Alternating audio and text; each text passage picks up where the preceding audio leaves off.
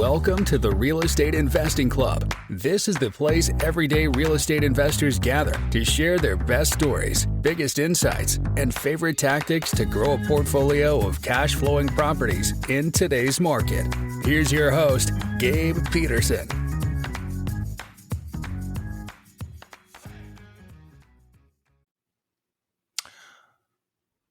All right, we are back with another episode of the Real Estate Investing Club. I hope you guys are having a great week, great day, wherever you are and whatever day it is for you. We're probably going to be releasing this on or near Thanksgiving, so I hope you guys are having a great Thanksgiving, hanging out with your families. It is the week before right now, and we're getting into that Thanksgiving weather, nice and dreary, nice and cold up here in Washington. This is going to be a good episode, though, for all you guys interested in short-term rentals. We got Kenny Bedwell with us on the show from STR Insights. Kenny invests in short-term rentals, and he also runs STR Insights, which is a data company that focuses on finding good short-term rentals. You know, as with all real estate, finding the right location, finding the right deal it's 90% of everything. If you can get a good deal and a good location, then it will solve most problems you're going to run into. So Kenny's going to show us how to do that, and I'm super excited to jump into this. Kenny, thanks for hopping on. Yeah, I'm excited to be here, Gabriel. So right on. We were talking right before we got on the show that we had Kenny is going to be hiking Mount Rainier, and I had done it back when I was a young lad, and so we were each reminiscing on how difficult it is to do something like that and come out the other side. Kenny, I told you before we got on here, we always like to start with stories. We like to start with hear how people got to where they are. So why don't you start at the beginning of your story and tell us how you got here? Yeah, it really not super exciting, but I started actually at Citibank. I was a data analyst, which I tell people all the time, like, "Oh, what do you do?" And I start telling them, and they fall asleep. And I'm like, "Okay, well, I'll just SQL, I'll keep it Excel, simple, data analyst, and work in the equities market." But it was a lot of data science, looking at data and tracking these companies. And I wanted to start to get involved in real estate investing for some time. And this was in 2017 when I got my first property where I house hacked. I lived in one unit and rented the other unit out as an Airbnb. And the thing I found interesting about that investment was we were making 3 times what we could have made as a long-term rental. And so that got my wife into we're like, holy crap, we need to do more of these. And at that time I was living in New York. And so we bought some more in around the area, but I knew as I saw some of these other cities start to ban or regulate short-term rentals that, the good times would not last that long. And so we made it through COVID, and then, we started everything. And then lo and behold, a few years after, about 2 years ago, New York just banned short-term rentals for what we were trying to ones that you didn't live in, like non-owner occupied ones. So but before then I was is that New York, the entire state, or just New York City? New York City. And then it's trickled down to all the other cities in the state of New York as well. Interesting. So, I still own real estate I still own a short-term rental in New York, but it's in a vacation market. And that's when I knew that they were going to ban not knew they were going to ban it, but I just saw the patterns and the community sentiment against it and the signs on the walls. And literally there were signs on the walls that said report illegal STRs and all this stuff, And oh, wow. That's illegal, crazy. You just know you're not wanted, it's only a matter of time. Mm-hmm. And so anyway, I started actually using data to find new markets to invest in that I didn't know about. And that's really where I started to expand. So today, fast forward to today, I still have short-term rentals in the state of New York and upstate New York. I have property in Kentucky, North Carolina, Texas, Arizona, and a boutique hotel in New Orleans. That's making me pull my hair out right now. So nice. We can probably get into that at some point, but nice, man. Well, I like your story, and I will say you're not the first person that came on that has done house hacking to get into real estate, but you are the first person that house hacked as an Airbnb. I've not heard of that, where you buy a duplex or whatever, and then one side, instead of renting it out long term, you rent it out as an Airbnb. That's pretty unique. And being next door, I'm sure it was a lot easier to manage that. Yeah, it was, it was scary at first because you're like, I don't know these strangers. But then after a while, it was, it was totally fine. And we met some really cool people. In fact, one of my guests became a good friend of mine. He ended up moving to the area. We became friends, and then he's moved away. But I visited him at his new. He lives in Louisville now, and I visit him there. And yeah, it's really fun, the people you meet on Airbnb. So. Yeah, I'm sure. So let's just dive right into the data side of things, because like I mentioned in the beginning of this, STRs they're one of the assets that people love the idea of owning, because it's a vacation home. You can use it at certain points. But the hard part is finding a property in a location that allows STRs. Like you mentioned, a lot of locations have shut down. Especially the good ones. There's one out here called Leavenworth in Washington that is a beautiful city that is just perfect for short-term rentals, but they've completely eliminated any new STRs. You just can't have them. So finding a city that allows it, and then also a city that is in demand for short-term rentals is extremely difficult. What are the pieces of advice that you can give people to start the process of finding a deal themselves? Yeah, so I have a 5-step process I teach people about that goes into how to find markets. There's really good data out there, but at the end of the day, you run into a problem that there's actually over 12,000 markets that you could invest into. And that's just too much. Is that major metros like MSAs, or is that what do you mean by markets? Is it like just a city, or just like a major metropolitan area? Well, it's not. I mean, when you think about like short-term rentals could be vacation markets. They could be metropolitan areas. They could be like wherever, So there's 12,000, quote unquote, defined boundaried markets that for you can STRs search inside of Airbnb. Oh, wow. That's crazy. Okay. Yeah. So that's a lot. That's a lot. Like, no person has the mental capacity to go through that and memorize all of them and know all the rules and everything. It just doesn't make sense. So what I tell people is so number one, we want to look for markets that are drivable from cities. So the data says that the markets, and when I say data, it's revenue data is what I look at. So revenue data says that markets that are drivable, number one, they tend to be a little more durable when it comes to the ebbs and flows in the economy, meaning fly-in destinations like, for example, we'll pick Nashville, Tennessee, or Miami, or Scottsdale, or San Diego. They tend to be more susceptible to people. Well, when things dip in the economy, when times are harder, things are more expensive, people cut flying first and then driving, right? So driving, it becomes like this staple in this bedrock of, less risk and safety, especially near national parks, state parks, getaway areas, tourist attractions, whatever it may be. Every single metropolitan city, wherever you're at, has some sort of places that people get away to. Yeah. So break that down one step further. Drivable, how do you define that? And then when you're saying from cities, a city can be defined as a lot of things. Is there a certain population that you would consider to be, a major metro, or what? I like to see kind of 2 major metros, So like, for example, you're Seattle, like you have Seattle and, oh my gosh. Tacoma. Yeah. Thank you. And arguably Portland too, right? Yeah. So I'm looking in areas that are about max 3 to 4 hours of these major cities. Oh, 3 to 4 hours drive time. Yeah. That's a lot more than I thought. I thought you were going to say like a half hour or an hour. Huh. Okay. I mean, people are like, when you think about it, like a weekend trip, and this is different for everybody, right? But like a weekend trip, people will drive a max 3 to 4 hours for a weekend trip. Yeah. And some people, you might, someone will say, oh, I'll only drive half an hour. Okay, but you're not everyone, right? Like, go ask people and like poll this together.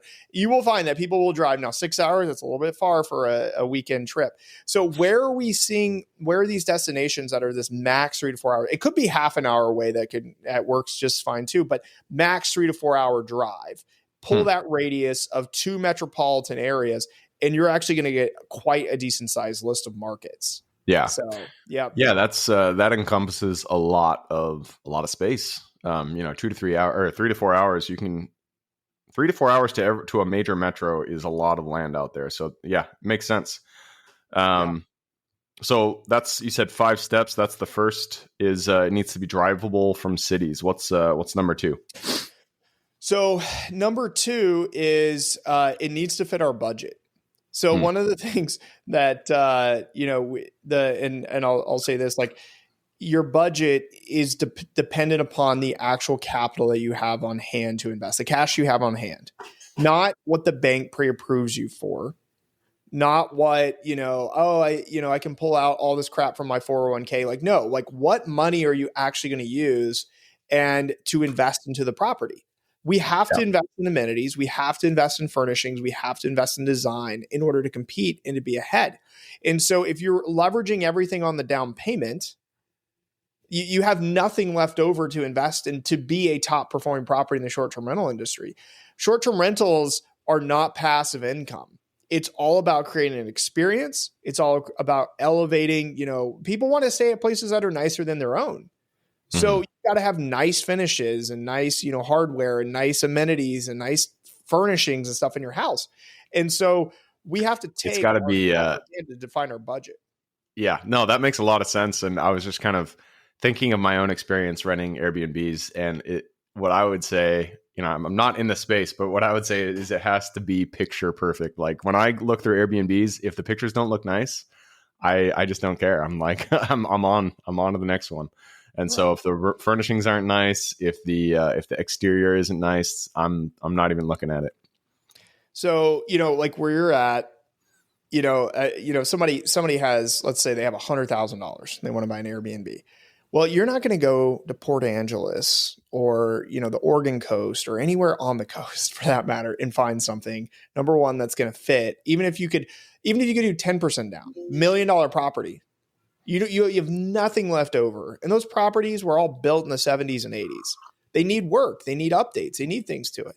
You're going to have to look inland. You're going to have to look on the Columbia River. You're going to have to buy a smaller type of property, maybe a 2-bedroom, and use your capital the rest of the capital to improve that property. So I think that a lot of times a lot of investors make the mistake of just over leveraging on the biggest property I can buy, but don't realize that it's based on the debt and then what your revenue is going to be. It's not going to pencil out. So. Yeah. And I've talked about that lesson. Everybody at the end of the show, I'll ask you, what's the biggest lesson you learned? And that specific lesson has been repeated so many times across the show is that, you need to go into a deal with more capital, cash on hand than you think you're actually going to need, because things always go wrong. You always need to fix something, and cash does solve all problems in real estate. Cash will solve the problem. I can't think of a problem that won't be solved by cash. So you need to have that on the side in order to weather the hard times.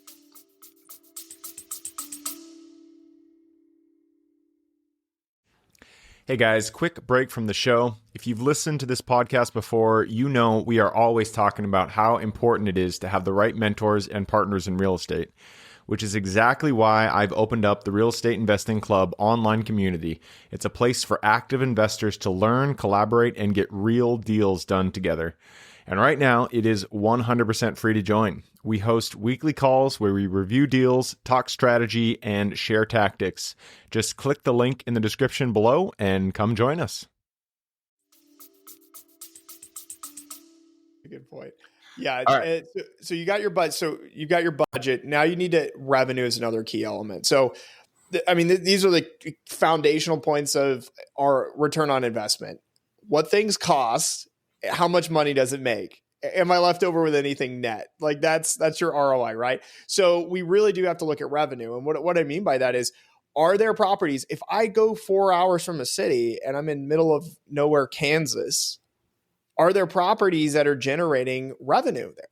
Not just like $20,000, but are they generating the revenue that I want to see based on my goals? And so what I like to do is I literally look at some of you have to use data here. You have to there's data platforms like AirDNA that's paid for. STR Insights, my company, it's free. You can go in and plug in an address and it will tell you revenue of properties in those areas. There's Data Rebu, there's Price Labs. There's lots of data sources out there where you can source and see what revenue is. And if there are properties making, I typically look for $100,000 or more. If they're making that number, that means that there are obviously people going there and they're willing to pay money, and there might be some opportunity there. So revenue is the third step, is are there properties in those markets generating the revenue that I'm going to need and for this to be a good deal? And you're looking, your minimum is 100,000. That's what I tell people. Me personally, the properties I buy, I'm buying $1 million plus properties. I have to see properties doing $200,000, $300,000, but that just ties back into my goals. So what is, what's the OPEX ratio for short-term rental? Like, is it, I couldn't even put a pencil on it. Is it 45%, 55%? It's actually, so I think the way, so your operating costs. Yeah. Your operating costs are going to be minus your mortgage and your debt service. So it's going to usually be about anywhere from 40 to 50%, maybe even higher. So what I tell people to keep it simple, because when we look at short-term rental data, it shows us gross revenue, not net. Right. Which is really deceiving. But I mean, you can't, like, net can be defined depending on if you buy it with cash or a type of loan or the terms or all this good stuff. So what I look at is I say a gross yield or gross ROI.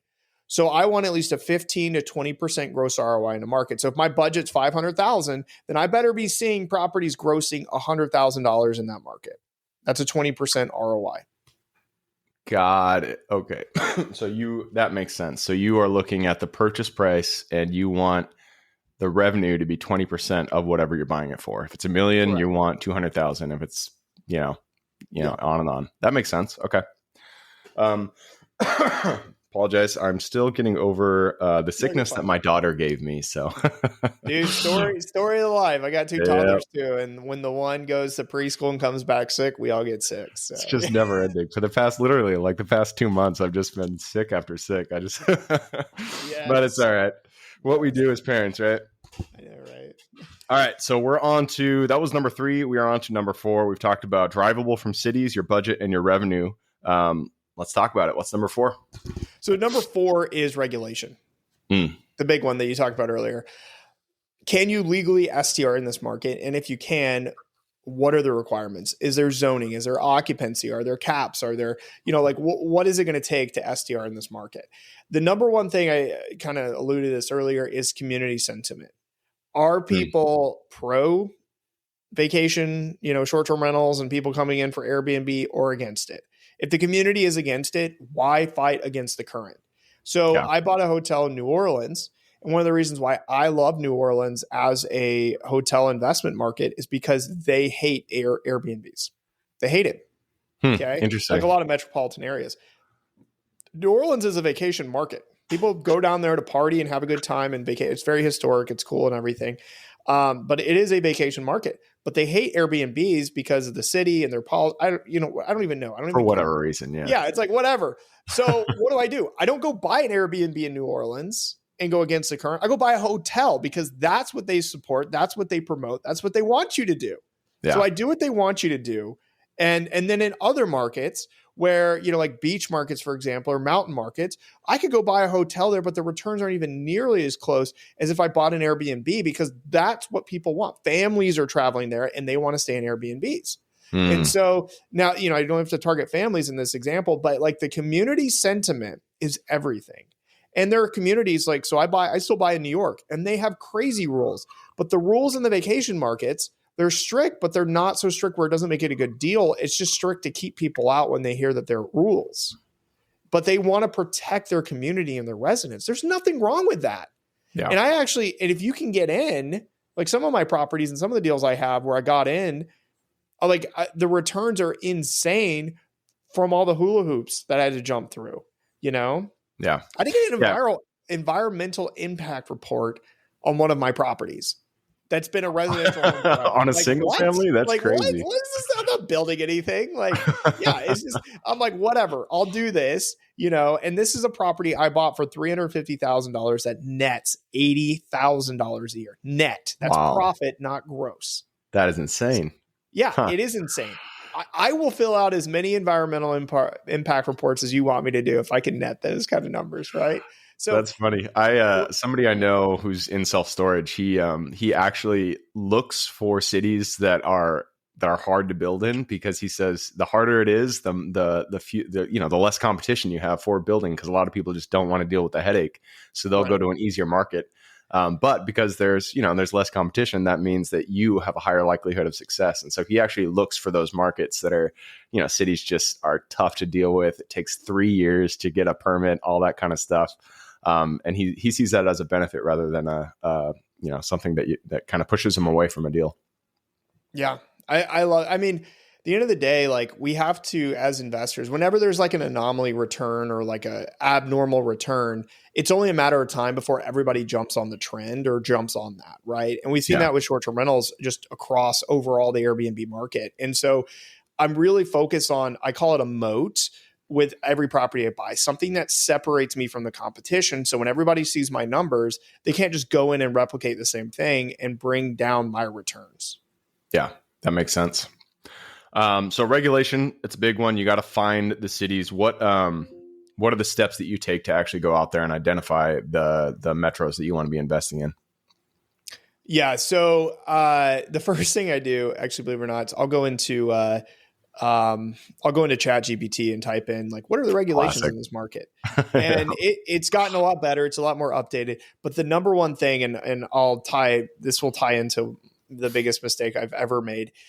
You need to be willing to pick up the phone and call. I always call. I'll call municipalities. I'll talk to someone. I'll learn. I'll get the understanding and the sentiment and know what the rules are. And then the other thing too is I'll go knock on the neighbor's doors on the property I'm about to buy, even if it's in a vacation market, even if it's in one of those perfect places and the regulations are fine. I will go knock on my neighbor's door and say, hey, I'm going to run this as a short-term rental. I'm a little bit nicer than that and have a way of doing it. But like, I'm going to run this as a short-term rental. Do you have any problems with that? And if they say no, I don't buy the property.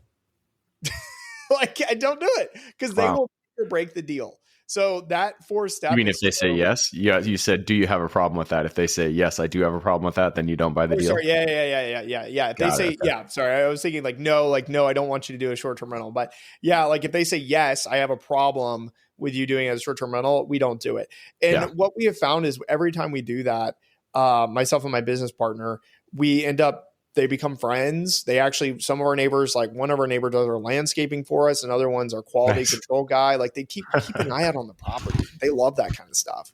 Nice. So. Yeah, that makes sense. And I've said that so many times on the podcast, is when you're doing your due diligence, call the cities, what I specifically do is I call the police station. I ask them for, what kind of calls you get in this area is prone to property crime, that kind of stuff. Call property managers, call the city development, see what they want in the area that you're buying. So that makes a lot of sense. You're going straight to the source, and you're getting it from the people who are actually making the regulations. So that brings us to number 5. This is the last one. What is it? It's pretty straightforward. It's resources. So with short-term rentals, look, we're not going to clean the properties ourselves. You shouldn't clean the properties yourself. You're not going to go and fix every little thing that's wrong and all this stuff. You've got to have local boots on the ground that know what they're doing and have the same level of eye. Reviews make or break this business. And so you have to have good cleaners. So if you go in a market and you hire a cleaner and you fire her and the only other cleaner available is her sister, that's a problem. So you really, really need to be careful on, making sure that there are local resources in place that can help you, because reality is whenever something happens, you're not going to be there to fix it or replace it. You're going to have to rely on someone else. And so local teams are really what makes or breaks this business. Yeah, that makes sense. You mentioned reviews make or break the business. How do you deal? The same goes, we buy self-storage facilities, and the same goes for self-storage. You got to have good reviews. How do you guys deal with customers? In our instance, we do lockouts. If they're delinquent, they don't pay their rent, then we do a lockout. They can't access their unit. And those customers are the ones that always go on Google and they're like, this is the worst facility ever. The management sucks, yada, yada, yada. So how do you deal with bad reviews and maintaining that 4.7 plus rating? I mean, arguably we want a 4.95 or more, but we have a really high standard. So number 1 is all about communication. and priming the guest. So a lot of people in Airbnb think guests, they think a 5-star review means like it's a 5-star hotel. It's not the same rating system. A 5-star is great. A 4-star is bad. That's how drastic it is. Like you give me a 4-star and you're like, it was a great stay. I am pissed off because that is not there. There had to be something wrong for it to be a 4-star. I get penalized if it's a 4-star. It has to be a 5. So number one, it starts with educating guests on the difference between a 5, 4, 3, 2, 1. You know, like we have stickers and magnets and things and we tell people, but even our communication from the beginning, we say, thank you for booking our place. We are excited that you're going to come stay and we're going to provide you a 5-star stay. If there's ever anything you need, let us know. And then before they check in, we're excited to host you and have a 5-star stay. Like we're literally priming them. And then at the end, we ask them for the review. 5-star. Yeah. Yeah. And so like when we ask them, it's like, it's not even awkward. They know it's coming, you know? And that's number one. And then number two is just the making sure if anything is wrong, being able to fix it or replace it fast. And so we're really, really good at that. But inevitably, a 4-star does come in, and you can't be emotional about it. You just got to dust yourself off and keep going. So it happens. And unfortunately, it kind of it frustrates me that there's nothing to do. As a business owner, you can't do anything about negative reviews, even if they're completely off base. Even if, they were delinquent, they're the ones not paying, and then they leave us a bad review. There's nothing there. Google, we're specifically talking about Google, but they won't do anything for that review. All you can do is message the person and say, hey, we would like for you to amend your review. You can reply to the comment, but that really doesn't do much. So, it's interesting. We have run it down. We're already at 25 minutes. Yeah, we're good. And so I do need to push us on. Before we do that, though, I wanted to talk a bit about boutique hotels, because short-term rentals, they're the new thing, but really what they are, it's hospitality. It is a hotel in and of itself. And so anybody who buys a short-term rental, you're not buying a rental, you're buying a business. It is a hospitality business, just like boutique hotels. So why did you... what is the difference between your experience with a boutique hotel and short-term rentals? And actually first define boutique hotel for people. What does that mean to you? So I can say this because I have one. I define boutique hotels essentially as fancy motels. Nice. I think boutique hotels is a trendy word for a renovated motel, because that's pretty much what people do. They take motels and they turn them into nicer motels. Yeah, I know that is what I was going to say, but I didn't want to be offensive to the people that once. And oh man, people are like, oh, well. There's an actual definition of a hotel and a motel. You can look it up. And so, if you're listening to this and you feel offended, look those up. It's a joke, but at the end of the day, I mean, that's kind of what they are. But here's the biggest difference for me from a short-term rental and a boutique hotel. And this is very important. People need to understand that. It's the goal behind it. So short-term rentals are not considered a commercial or a separate asset class. They're considered residential real estate. So it doesn't matter how much revenue a short-term rental can make. I can't sell it based on a cap rate. It can only sell based on residential comps. Whereas a hotel, if I force revenue higher or improve that hotel and make it produce higher and give it a higher cap rate, I can absolutely change the worth and the value of that property. So short-term rentals are all about cash flow, and hotels are all about appreciation. So I have a short-term rental. My biggest short-term rental property I bought for $1 million.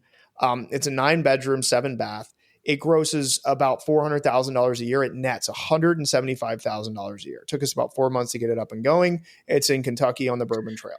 Okay? And when you say net, are you meaning cash flow? You're talking about after mortgage. Yes. Okay. Correct. Yeah. Interesting. Yeah, I don't mess around with these things.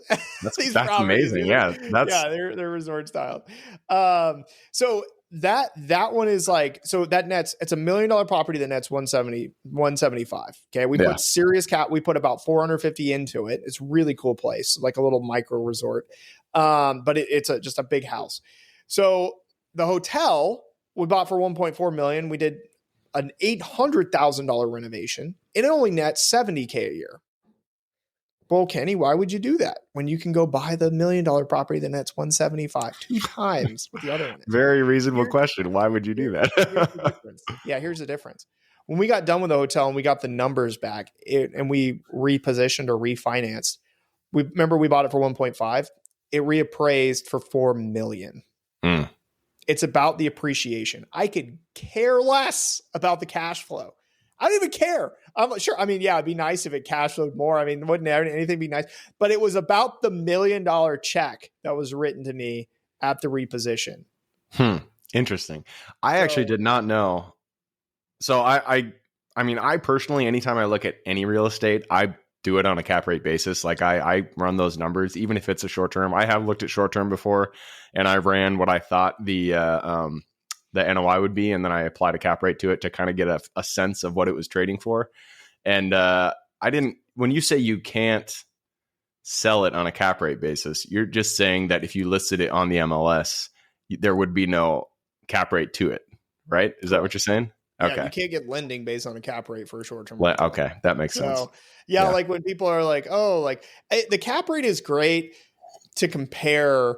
Oh, like what is the cap rate of a short-term rental versus a long-term rental? Like comparisons, but it will never. Banks don't lend off that. Yeah, right. You're just talking about repositioning, getting bank lending, pulling your equity out, that kind of stuff. And you can do like essentially like I call it a STR, a burster, a STR, STR. You heard it here first, folks. There it is. Yeah.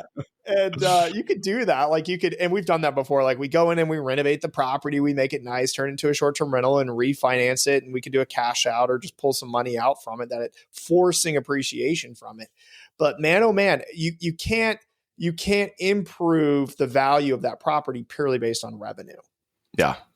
Yeah. So, and that's what I like about the hotel or the commercial side.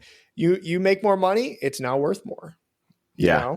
So I'm really good at making short-term rental. That's why I've started to pivot, or not pivot, but just add these other investments, because I figured out how to make a lot of money, which, we've talked about already in short-term rentals. And I'm like, I kind of want to be rewarded for that in other ways, and so I've moved on. And that's the biggest. I mean, there's management. There's so much more management in the hotel side, and we have full-time staff and all these. There's a lot of stuff going on, but not all that stuff sucks, and I hate that part of it. But the best part's the appreciation. It's the $1 million check that I was able to cash in like 2 years. Can't say no to that. I can't do that. I can't get that in cash flow in 2 years.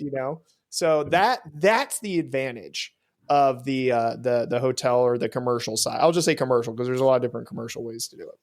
Yeah. That repositioning commercial assets, that's same strategy, goes across every single different thing you buy.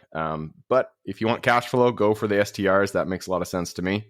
And with that, we are already at 30 minutes. So I got to push us on to the quick question round. Are you ready? Yep, let's do it. All right. Starts with education. It could be any form. It could be a conference you've gone to, a mentorship program you've been a part of, book you've read, movie you've seen, anything. But I need 2 specific recommendations, one for general life wisdom and then one for real estate. Oh, man. Okay. So let's start. Books. Books are really good. So one of the books that's helped me in the short-term rental, and I'm gonna speak from a short-term rental operator, host, and investor. Riches are in the niches. So there's a really good book by Mike Michalowicz. He originally wrote Profit First, which most real estate investors know. That's his first one. His second one I actually recommend, and it's called The Pumpkin Plan for Short-Term Rental Hosts. And he specifically talks about how competitive like the huge, like 2,200 pound pumpkins are grown. And, they basically grow a pumpkin patch and they find the ones that have the most potential and they kill all the other ones off. And they put all the resources and time and energy into that one pumpkin and it grows and makes it huge. And that's, how they win competitions. And so he compares that into business where it's like, you have all these types of customers that you can target. And when you market to everyone, you're marketing to no one. And the more specific and the more targeted you can get, there's more money to be made in that. And I've seen that in short-term rentals all the time. So our Bourbon Trail property, the one that we net $175K on, we target who's going to the Bourbon Trail. You could argue, families would visit, but not really families, right? It's people going to drink bourbon. It's like the Napa Valley, but of Kentucky. And so it's older people. So what are our amenities? We have 2 hot tubs, not 1 hot tub. We have, it's adult friendly games, adult this, the theming, the design, it's darker colors, it's moodier. There's more king beds. There's no bunk beds in that property, whereas our Dallas property is family friendly. There's a ton of bunk beds because we know we're going to host kids and that's what families want. And so the design, the approach, the amenities, everything changes. And the more niche down you can be, the more money you can make. When that clicked for me, that's when I took it to another level. That's when I went from I'm, finding these properties that net $50K to properties that net well over $100,000 a year. And that book inspired me to do that. So I recommend everyone read it. It's called The Pumpkin Plan. Pumpkin Plan. Yeah, we've not heard of that one. That's a good recommendation. And so that was your real estate one. Give us just one general life wisdom. Oh man. I mean, at the end of the day, and this is probably a common one you get, I'll keep it brief.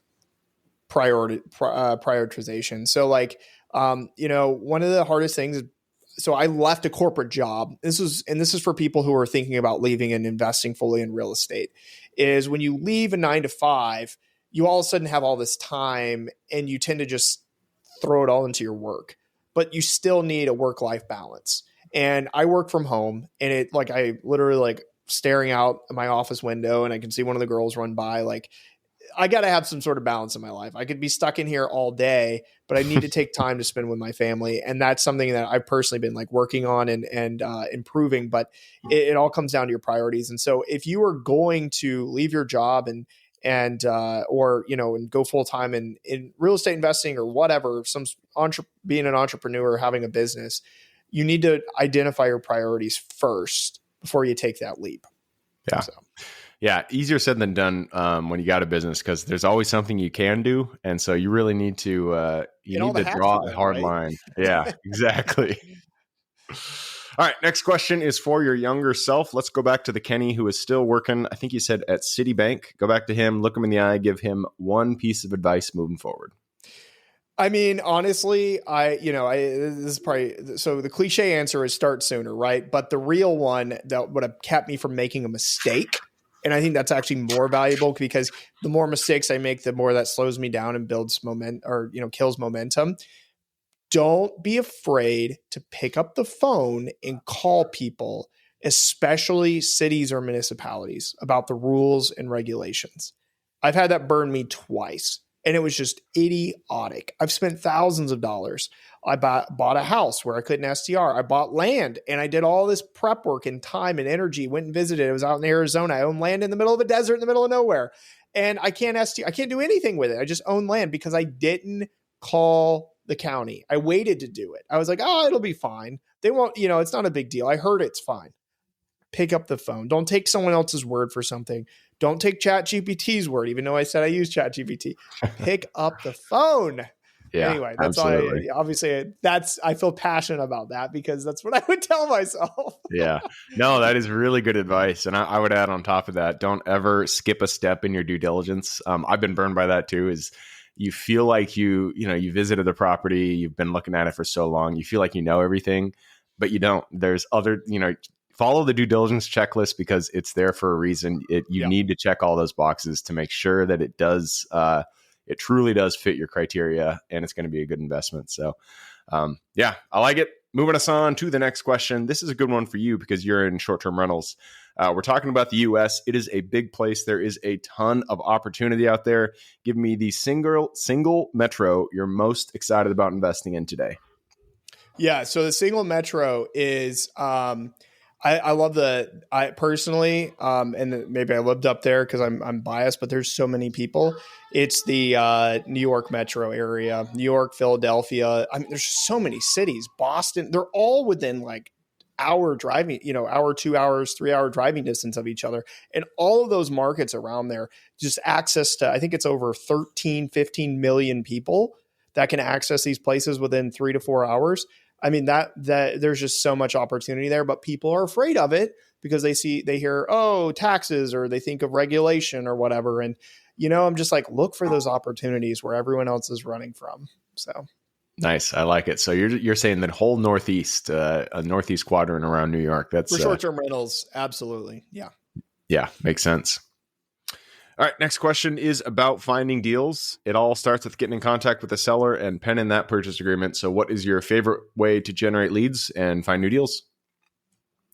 In the short-term rental space, especially looking at a broad range of markets around the country, really, I mean, the secret is having good agents who understand short-term rentals. Like I said, I'm going to speak from a short-term rental investor standpoint only.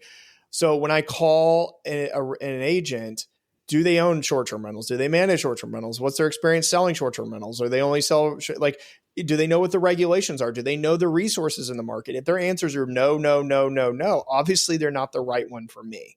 So it's not, oh, can I find an agent who can find residential homes for sale? It's not what I'm looking for. I don't care if it's in a good school district or not. That's not why I'm buying the property, right? I've heard that one before. And it's like that. No, like I'm looking for people who know what I'm doing and why I'm doing it. So when I tell them, hey, I want you to go video who the neighbors areas, or, this area, or, hey, how visible are the telephone pole lines, or all that, like these little things. They know why I'm asking those questions. Yeah. Yeah.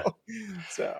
Yeah, that makes sense. So call our real estate agents, and that's brokers, commercial brokers is something that I've just been kicking myself because for most of my career, I always thought that you could only find good deals off market, but that is 100% not true. You can find good deals on market. So go out there, start networking, calling those agents. Some of the best deals I've bought have been on the market for over 100 days. Oh, interesting. They're not positioned correctly. The photos are terrible. There's just the listing agent's complete, was a dunce. And it's one of those things where it's like, if you have an agent who's like, no, I've been to this property, it's actually really nice, or it's in a really cool area, it's got amazing views I didn't take photos of, those relationships pay off. So, yep. All right, next question. Moving us on to lessons learned. This is obviously about lessons learned. Not every deal we get into goes the way we expect it. In fact, pretty much every time something is going to go wrong, and that's when we get to learn a lesson. So take us back to the single deal where that went a little bit sideways for you, and then what was the lesson you pulled from it? Yeah, so I already mentioned the regulation one, but let's go into the second failure that I've had. There was another property I bought. It was a beautiful house in downtown Buffalo, New York, but the problem was there was no parking, and I didn't think about that. I was like, oh, we're going to host 16 people. And there's only on-street parking. So what happens when all the parking's taken? There's nothing reserved. Yeah. Got terrible guest reviews. It really hurt our business. It was just like, what were we thinking? We didn't have the guest avatar in mind. Goes back to the pumpkin plan, goes back to everything I talked about. Who and why are they coming? What things are they going to want? And obviously I didn't think about that. I was looking, oh, that's a cool house. That's a good price. And if I host 16 people, I can make X amount in revenue, but I wasn't thinking about the guest and what types of things they needed. And that became a terrible purchase. And we actually had to get out of that one pretty quickly. That's interesting. Yeah. Parking is something that I would not, I wouldn't think about that buying a short-term rental, but it makes a lot of sense. If you're packing that place tight with guests, then they need to be able to get there and park their cars. So yeah, when you're like, oh wow, this is like a 6-bedroom, 3-bath, you're like, yeah, this can work. This can sleep 16 people comfortably, but it needs to be able to park in space. I mean, that's been one of the things I've realized in this industry is space is so valuable. When you start seeing in every review, no parking or people complaining, there's just nothing you can do about it. Shit, this is going downhill quick. Crap, what was I thinking? All right. That leads us to the next question. The obverse of the lessons learned, we're talking about the highlight reel. Sometimes things go right, and those deals stands out in our mind as something that we want to repeat. So what was a deal that just kind of went perfect for you? And tell us about it. Definitely the first one I did where I took a leap of faith and I invested in a new market that I had no idea about, where I actually relied on the data, instead of just like what I knew. That was the first one I bought. It was a bed and breakfast. And I bought it for $350,000, converted it into an Airbnb, put about $100,000 into it. And that's the one that nets me $80K a year. Wow. So, that's crazy. Yeah. 450 all in and you're netting 80. That's great. Yeah. So, all right. I love that one. Yeah. Because it's also one of those markets where It's got high regulations, and people can't the swarms can't enter in and compete. And so it's just kind of bread and butter every single year. So if only you could repeat it, right? Yeah, exactly. All right. Second to last question. This is about AI. This is actually a new question that we've been asking because I'm a huge proponent of adding AI wherever I can responsibly in my business. So I like to ask the guests that as well. Where are you implementing AI? You've already mentioned ChatGPT a number of times. So where are you implementing AI in your business? And yeah, that's pretty much it. Yeah. So, I mean, we mainly use it for helping us get like research and understand different markets. So my business helps people find deals, right? So when we're looking at a new market, besides regulation, how many people are coming here? Why are people coming here? What do we need to know about this market? Seasonality trends and traffic drivers and compression events, which are basically just festivals or other things of why people come to the area. AI can just get all that crap for you and put it out in a simple way to summarize and go, okay, cool. Like we see why this is a good potential market beyond just the numbers on a spreadsheet that says, hey, this has a high ROI potential. Yeah. Yeah. And AI, especially I like to use Perplexity for this one, but it will scan like the municipality's website, and it'll tell you where development is, like if there's any big projects coming on. Like there's a data center near a self-storage facility, or at least there's a planned data center near a facility I own that I wouldn't have kind of figured out unless I had asked AI, what are the opportunities in this area? What do you think? So yeah, research is a really good use. One of the best uses of AI that I've found. All right, that leads us to the very last question. This is for the listeners. You've given us a lot to think about. I'm sure people want to reach out, get in contact with you. This is a two-parter. Where can they find you, and then what can they expect when they reach out? Yeah, so I'm not that popular or cool, so they can direct message me. I tell people go on my social media at Kenny_Bedwell is my handle or my at. You can message me and I will respond directly to you. So if you're like, hey, Kenny, I'm looking at getting into STRs. What do I need to know? Or where should I start? Or, like what things should I look at?